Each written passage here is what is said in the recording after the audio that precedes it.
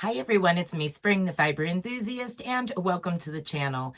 Today is our podcast day where I kind of go over what I've been up to over the past week or since the last podcast, depending on how long it's been. Sometimes it's 2 weeks and most of the time it's every week. But anyway, it's just basically going over things that are coming up and things that I've been working on, maybe some upcoming patterns, stuff like that. Well, also at the end of the podcast, I get to show off you all's work. So if you've shared your work in the Facebook group or you sent me an email, and let me know it's okay that I can share your pictures on the podcast. I get to do this like show and tell. So I get to show your work and tell what you put about it. So that's really a lot of fun for me because I really enjoy getting to see everybody's different creations. And it doesn't matter if it's crocheting or knitting or spinning or dyeing or if you pulled an engine out of the vehicle. It's one of them things. Kind of anything goes here, just about. There is a limit. But anyway, so on that note, this is mostly fiber arts related. There is some lamp working and a little bit of wood turning and, different things, but it's all kind of, we'll bring it all together. All right, let's go ahead and get into what I've been up to over this past week. Not doing what I'm supposed to be doing. I'll just say that. I should have been working on, house chores and getting ready for my mom to come visit for the month. I should have been doing a little more hard work on the knitted pattern that I should have done already, but I got distracted. I got really distracted. So anyway, let's go ahead and get into what did I get distracted doing? Well, I did show the hook last week, the first hook that I was working on, and it was still on the lathe. And it is off the lathe, and I've created 4 others, but it is off the lathe, and it doesn't have a shaft on it because this is a very, very super extra dry old wood and very fragile. And I busted the hook off. Well, I had to shorten it. So what it works. I've used it. It works fine.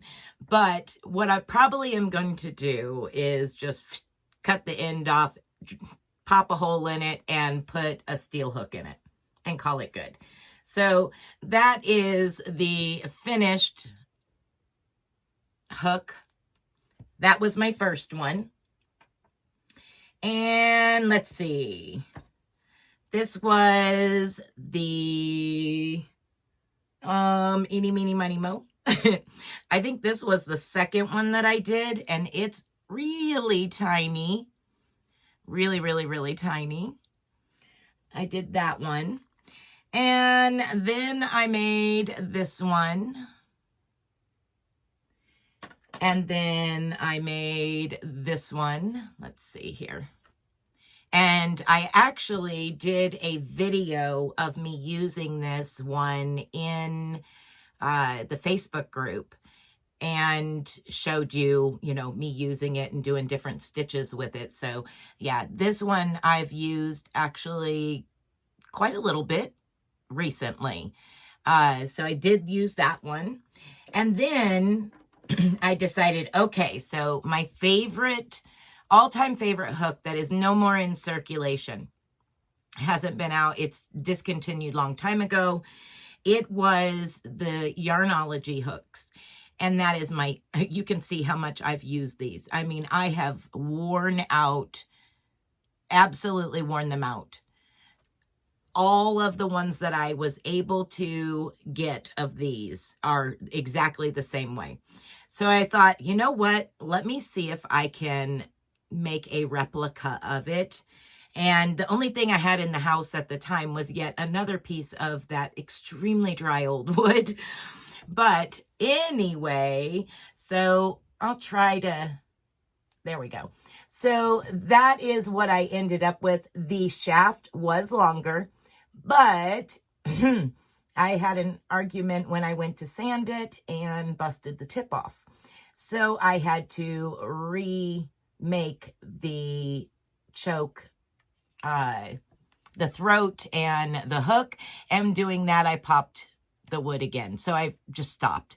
Said, never mind. It is what it is. I'll take, and again, I'll cut off the top of it at a certain point at the tapering and drill a hole in it and put one of my like 1.5 or 1.25 steel hooks in it and just use that as a handle if it doesn't break when I go and drill a hole in it. But at any rate, that was the idea, was to replicate one of my favorite hooks. And it's close. It was a small piece of wood, so I couldn't get quite that dramatic with those bubbles. But it was fun. So these are the 5 hooks that I created. And yeah, lots of fun. All right. Next, I was goofing around in here looking for something. I had to make some other jewelry, and I said, you know what? I want to do this one specific thing, and I need to make one bead for it. So I made the bead for it, and then I used up all of my bits and bobs of odd, just smaller beads. And I made a tree of life, and the one bead that I needed to make was this one here. I wanted it to be kind of like representing the moon shining through the tree type thing. So at any rate, it was just fun using up all of these bits and bobs of, leftover beads that I had laying around. These are all handmade beads by me. So they're all lamp worked beads.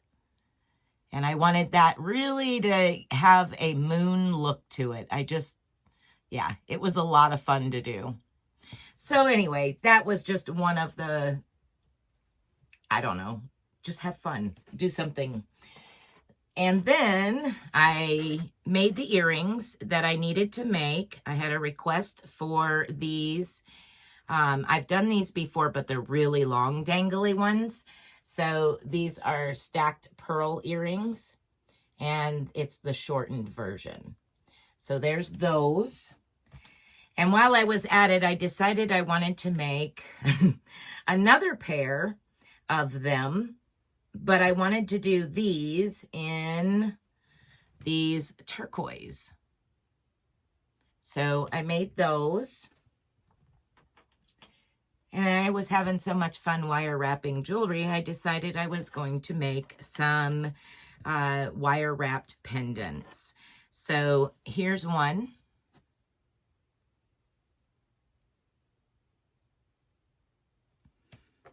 And here's another one. It's an amethyst.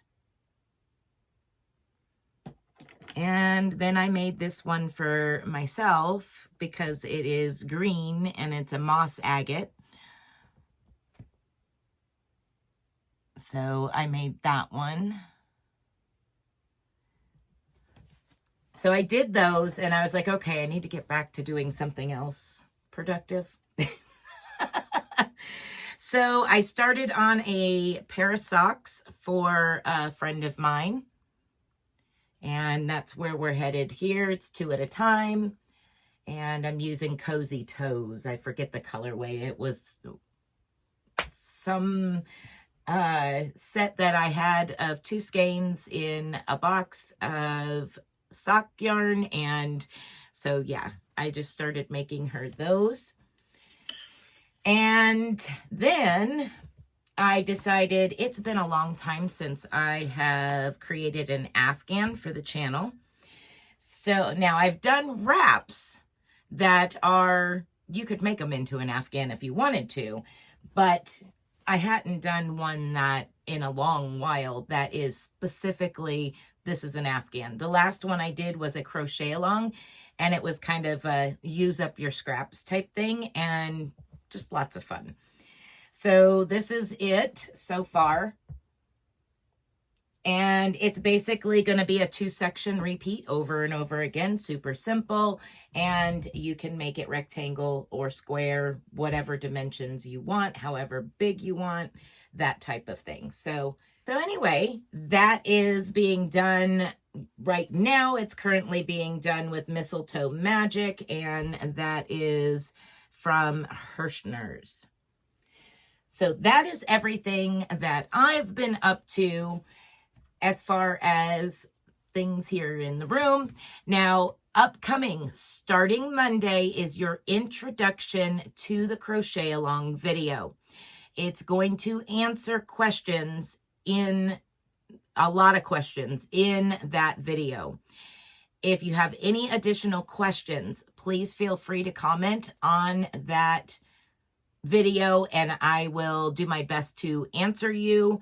And then the following Monday and the next 2 Mondays after that will be a part of that sleeves first cardigan. And I absolutely love it. I will actually put it on for you. Okay, so here we are. We've got the design down the sleeve. We've got a solid back, which you can do like the front panels if you want to, or do the solid back like I did. And then we have the same ribbing from around your cuffs all the way around, and it actually curves instead of square. I rounded those corners to kind of soften it a little bit. And yeah, so I tell you all about the yarn and the hook and how much I used for this one that fits me with my tension, all of that. Other than that, it will be up to you as far as, make it to fit you or whomever you decide to make it fit. But this is how the sleeves first cardigan, it fits on me. Do a little twirl. All right, so it is a little warm in here at the present moment. I'm going to take this back off. All right, welcome back. So that is it. It's kind of sitting funny on Nikki back there now. But anyway, it is the crochet along through the month of December. Each Monday of every week, you will get a part. The first part is on the second Monday, and it will be the sleeves, because the sleeves are first. Then you get them out of the way, and then you do the front panels the following week. And then after that, we do the back panel, and then I think the last week is all of the putting it together and the trim work and stuff like that. All right, so that is it for me and all of the comeuppance I've been up to. Let's see what comeuppance y'all been up to. All right. For this week's show and tell, we have first up from the email, Brandon. Brandon is sharing with us a shirt that he made his 19-year-old man, his 19-year-old puppy dog. And he was actually sewing that during my live stream. And I told him I wanted to see it. I was so excited. It sounded awesome. So anyway, he sent me pictures of it, and then I got the okay and the go ahead to share with y'all. Super cute. What an adorable little shirt that you made. And I think it looks fantastic. Absolutely awesome. And the puppy dog's cute too. Awesome job, Brandon. Next up in the email, we have Roxana. She said, "Hi, Spring. I'm sharing a hoot owl basket. I crocheted." She said, "I have had this on my to-do list for a couple of years and finally did it." Congratulations. We all have those lists, and Doesn't it feel awesome to be able to knock one off of the list and say, I finally got to it? Oh my goodness. I think it's adorable. She said, the design is by Michelle Wilcox on Yarnspiration, and she added safety eyes to hers. So stinking cute. I love it. Great job on that. She also shared with us 2 Christmas ornaments that she made for 2 of her grandchildren. The Snow Babble, I'm sorry if I said that wrong, by Repeat Crafter Me, and the Snowman Hot Chocolate Mug by Ginger Hooker, found on Pinterest. Thank you for sharing my projects once again, and have a blessed day. Well, thank you, Roxana, for sharing your work with me and allowing me to share your work with everyone else. You do amazing work, and I think those are absolutely adorable. Absolutely adorable. So cute. All right. We're going to jump over to the Facebook group. And this past week on the Facebook group, KK did the Rim Click beanie, which was my tutorial on Monday.